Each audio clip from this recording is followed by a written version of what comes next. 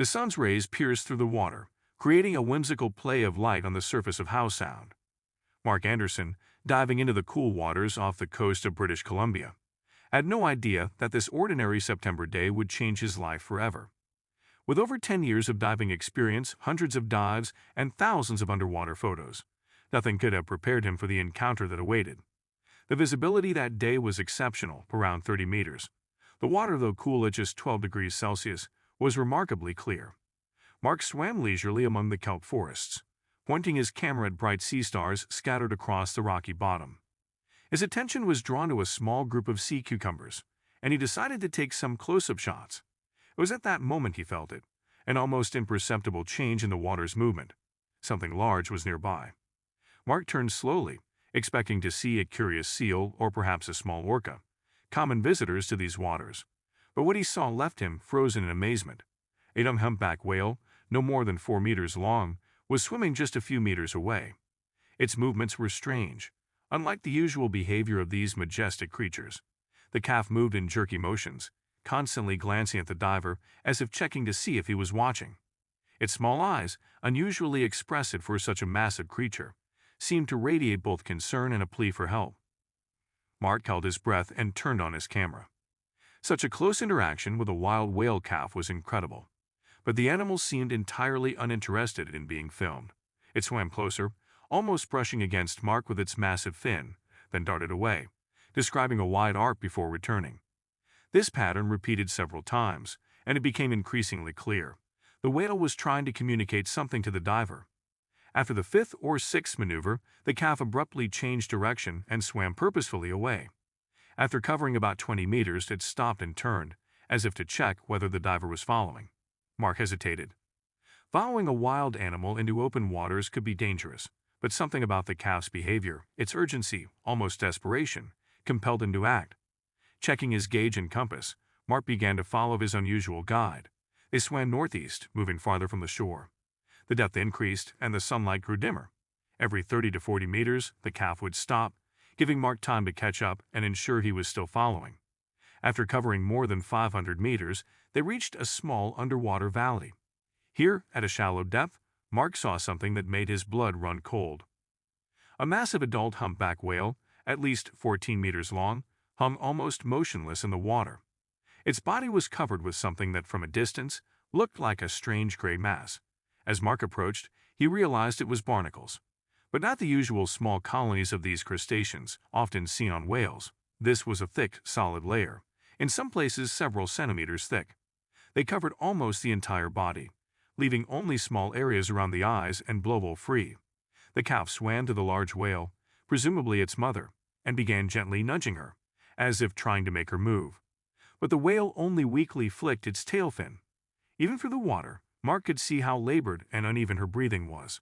Wasting no time, the diver approached cautiously. His hands trembled as he retrieved a titanium knife from his belt. He knew barnacles could be a sign of serious health problems in whales. Normally, the strong immune systems of these animals prevent parasites from multiplying to such an extent. Something had severely compromised the health of this majestic creature.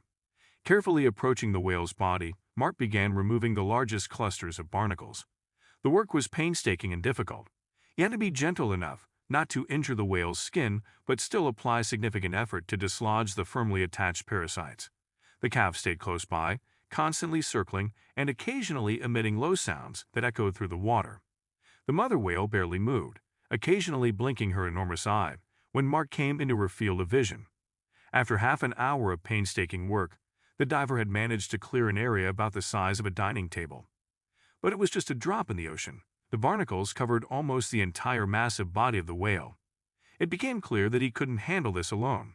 Moreover, his air gauge showed that his tank was running low. Mark quickly surfaced, trying to memorize his exact location. Once back on the boat, he immediately grabbed his radio and contacted the Marine Mammal Rescue Service.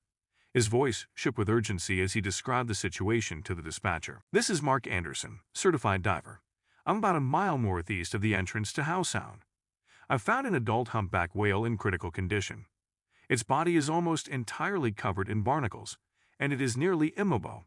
There's a calf nearby." Fortunately, an experienced specialist was on the other end of the line. They asked a few clarifying questions about the whale's condition, approximate size, and depth before informing Mark that a rescue team would be on site within an hour. That hour felt like an eternity. Mark periodically dubbed with a mask to ensure the whales were still there. The calf seemed to understand that help was on the way. It stopped darting around and simply stayed close to its mother, occasionally touching her gently with its fin. A specialized marine mammal rescue vessel appeared on the horizon exactly 53 minutes later. On board was a team of 6, 2 veterinarians specializing in marine mammals, 3 rescue operations specialists, and a cetacean behavior expert. After assessing the situation, the team immediately began working. 2 divers descended with special equipment to remove barnacles. Their tools were far more effective than Mark's knife. They used hydraulic scrapers designed to remove parasites without harming the whale's skin. The work progressed slowly but steadily. Every hour, the divers rotated to conserve air. Mark, having received permission from the operation leader, joined the team to assist where he could. The calf remained nearby the entire time, watching the rescue efforts intently. When most of the barnacles had been removed, the veterinarians conducted a more thorough examination. What they discovered deeply concerned them. They noticed a small swelling on the whale's side, unusual for this species. An ultrasound scan, performed underwater using portable equipment, revealed the presence of a foreign object in the whale's stomach. After a brief consultation, the team decided to transport the whale to the nearest marine mammal rehabilitation center for immediate surgery. It was a complex and risky operation. The animal was in a weakened state, and any stress could be fatal. But there was no alternative. Without urgent surgical intervention, the whale's chances of survival were slim. Using a special inflatable pontoon and a tugboat, the whale was carefully transported to shore. The calf followed the vessel the entire way, never straying more than a meter. At the rehabilitation center, the veterinary team immediately began the operation. What they removed from the whale's stomach shocked everyone. A large piece of industrial fishing net saturated with toxic chemicals. A laboratory analysis revealed that the net had been treated with an especially harmful anti-fouling compound, including tributyltin, one of the most toxic pollutants in the marine environment. "This is a chemical time bomb," explained Dr. Chen, the lead veterinarian, showing Mark the lab results. When the whale ingested this piece of net, the chemicals began dissolving in its stomach acid. The toxins entered its bloodstream and accumulated in its fatty tissues, slowly poisoning its entire system. The monitors displayed the damage the toxins had caused to the whale's internal organs. The liver had swollen to nearly twice its normal size, its tissues inflamed. The kidneys were struggling to filter the toxins. The immune system had nearly shut down, allowing the massive barnacle infestation. Another 3 or 4 days at most, and the damage would have been irreversible. Dr. Chen shook his head, studying the blood analysis. The concentration of toxins had already reached a critical level. That's why she couldn't move properly. Her muscular system was partially paralyzed by the poison. If it hadn't been for the calf's remarkable intelligence and her timely help, we would have lost them both. Mark examined the piece of net under a microscope. Under the laboratory light, crystals of toxic substances were clearly visible, embedded in the synthetic fibers. These anti-fouling coatings were banned in the early 2000s because of their extreme toxicity, explained one of the lab technicians. But some unscrupulous manufacturers still use them, especially in countries with less strict environmental regulations. Over the next 3 weeks, the whale and her calf remained in a special rehabilitation pool. Mark visited almost daily, helping care for the animals and documenting their recovery on camera. Gradually, the adult whale's condition improved.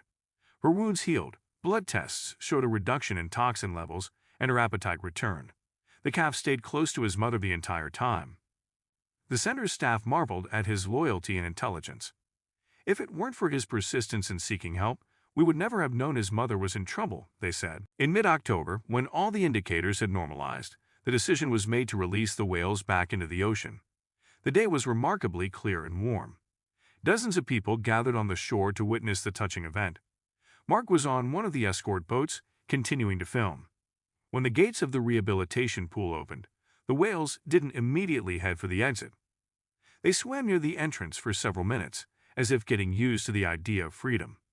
Then, as if making a decision, the mother and calf dove simultaneously and swam toward the open ocean. Suddenly, after swimming some distance, they stopped. Turning around, both whales took turns breaching. leaping almost entirely out of the water and crashing back down with a loud splash. To all present, it looked like a farewell salute and a gesture of gratitude for their rescue. After this, the whales slowly swam north, embarking on a long journey to their wintering grounds off the coast of Hawaii. In the following months, the story of the whale's rescue appeared in many scientific publications and environmental journals. Special attention was given to the cow's unusual behavior in seeking human help. Cetacean behavior experts noted that such cases are extremely rare and demonstrate the high intelligence of these animals. Mark continued to follow the fate of the whales he had saved. Thanks to special tracking tags attached before their release, scientists were able to monitor their movements. The signals showed that the pair had successfully reached the warm Hawaiian waters, joining a large group of humpback whales. The following summer, something extraordinary happened.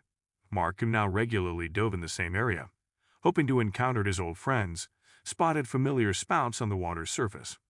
Approaching my boat, he recognized them, the mother and calf, returned to their summer feeding grounds. The whales looked healthy and strong. The mother's body showed almost no traces of her ordeal, except for a small scar on her side, a reminder of the surgery. They stayed near Mark's boat for nearly an hour, allowing him to take pictures and occasionally surfacing, as if posing for the camera. The calf, noticeably grown over the past year, even dared to come very close to the boat, gently touching it with his fin. This story became not only an example of a successful marine animal rescue, but also a reminder of how interconnected the lives of humans and ocean inhabitants are. Thanks to the compassion of one man and the professionalism of a rescue team, two magnificent creatures were given a second chance at life. For Mark, this incident marked a turning point in his career. He left his previous job and fully dedicated himself to the protection of marine mammals, joining the same rescue center that helped save the whales. Now he regularly participates in rescue operations, helping other marine creatures in distress. The photos and videos he captured during the whale rescue became part of an educational program on marine conservation. They help raise awareness about ocean pollution and show the devastating impact human waste can have on marine life. Every year, when humpback whales return to the waters of British Columbia, Mark ventures out to sea with a special sense of anticipation. While he knows the chances of encountering his whales again are slim, he never loses hope. After all, this extraordinary story taught him that miracles do happen, especially when such magnificent creatures as humpback whales are involved.